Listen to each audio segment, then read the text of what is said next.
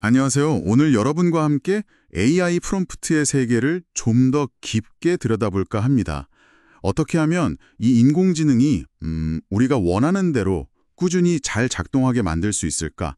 특히 레티튜드 플랫폼이 어떻게 작동하는지 보면서 그 프롬프트 구축, 평가, 개선 과정을 살펴보려고 해요. 저희 앞에는 레티튜드 플랫폼 시연 영상이랑 또 핵심 기능을 정리한 Q&A 가이드가 놓여 있습니다.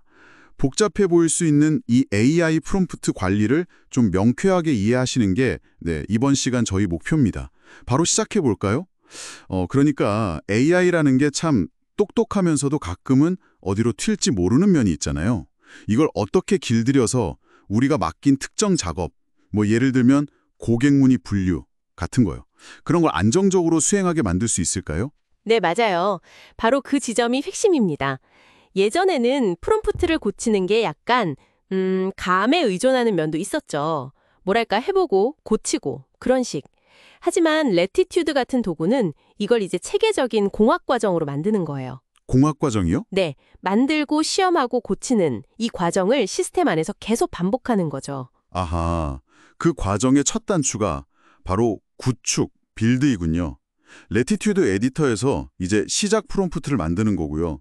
영상 자료를 보니까 고객 피드백을 긍정, 부정, 중립으로 분류해줘 이런 요청을 하면서 AI 코파일럿이 초안 작성을 막 돕기도 하더라고요. 네, 맞습니다. 그리고 중요한 게 실제 피드백 내용처럼 계속 바뀔 부분 있잖아요. 그런 건 파라미터로 딱 지정을 해둬요. 아, 나중에 데이터를 넣을 수 있게끔요. 그렇죠. 그래야 나중에 다양한 데이터로 테스트할 수 있으니까요. 네, 그럼 일단 프롬프트 틀을 만들면 이제 이걸 시험해 봐야 하는 거죠. 맞습니다. 이제 진짜 시험대에 올려야죠. 근데 한두 개 넣어보는 걸로는 좀 부족해요. AI는 워낙 다양한 입력에 대응해야 하니까요. 그렇죠. 변수가 많으니까. 그래서 필요한 게 바로 배치 테스트입니다. 배치 테스트요? 네, 수백, 어쩌면 수천 개의 실제 데이터나 아니면 AI가 생성한 가상 데이터를 한꺼번에 넣고요. 프롬프트가 어떻게 반응하는지 대규모로 확인하는 겁니다. 이때 그 데이터셋의 각 항목, 예를 들어 피드백 문장 같은 거요. 이걸 프롬프트의 파라미터, 아까 말한 피드백 변수 같은 곳에 정확히 연결하는 매핑 작업도 필요하고요. 와, 수천 개를 한 번에 돌려본다니. 대단하네요. 근데 그렇게 많은 결과를 사람이 일일이 보고 이게 잘 된 건지 못한 건지 판단하기는 어렵지 않나요? 여기서부터가 정말 흥미로운 지점인 평가, 이밸류에이션 단계로 넘어가는 거겠죠? 정확합니다. 이게 바로 이 시스템의 또 하나의 핵심인데요. 놀랍게도 이 평가 작업조차 AI가 돕습니다. 아, 평가도 AI가요? 네. 원래 프롬프트가 뭘 하려고 했는지, 예를 들어 피드백 분류 같은 목적을 알려주면요. AI가 그걸 바탕으로 평가 기준을 만들고 점수를 매기는 평가 프롬프트를 생성해줘요. 보통 1점에서 5점 척도를 평가하는데 5점이 가장 정확하다는 뜻이죠. 와, 진짜 채점하는 AI가 따로 있는 셈이네요. 그럼 그 결과는 어떻게 확인해요? 리포트 같은 게 나오나요? 네.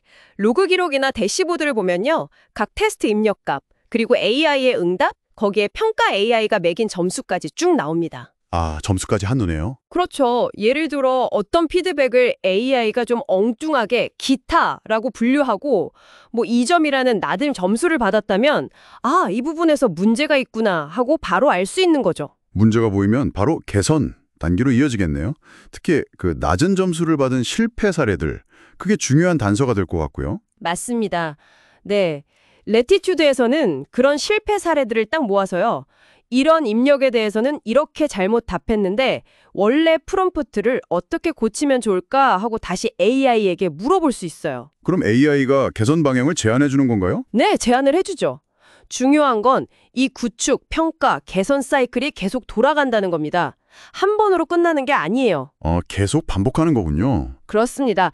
개선된 새 버전의 프롬프트를 만들면 또다시 대규모 배치 테스트와 평가를 돌리는 거죠.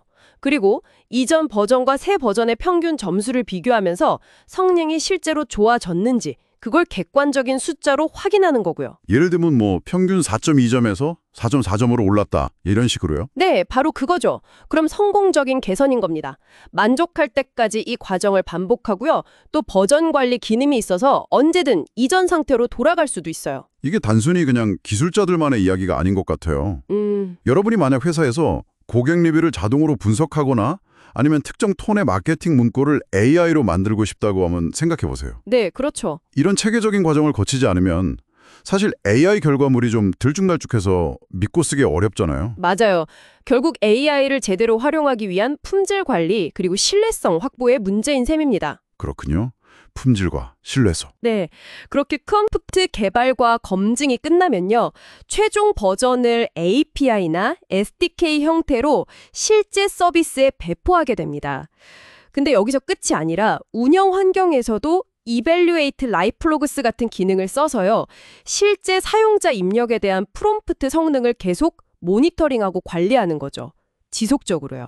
정리해보면 AI의 예측 불가능성은 여전하지만 구축 평가 개선이라는 이런 공학적인 접근법하고 전용 도구를 통해서 그 변동성을 관리하고 AI 성능을 꾸준히 높여갈 수 있다. 이 말씀이시네요. 예전에 주목구고식 프롬프트 튜닝과는 정말 차원이 다른 이야기 같습니다. 네. 여기서 마지막으로 여러분께 이런 질문을 한번 던져보고 싶습니다. 우리가 매일 사용하는 AI 챗봇이나 추천 시스템 뒤에도 분명 수많은 프롬프트들이 막 작동하고 있을 거잖아요. 네, 보이지 않지만 있겠죠. 과연 그 프롬프트들은 오늘 저희가 살펴본 것처럼 이렇게 체계적으로 관리되고 있을까요? 아니면 여전히 소수의 개발자 직간에 의존하고 있을까요? 여러분이 경험하는 그 AI 서비스의 품질 뒤에 숨겨진 이런 과정들을 상상해 보는 것도 꽤 흥미로운 일이 될 거라고 생각합니다.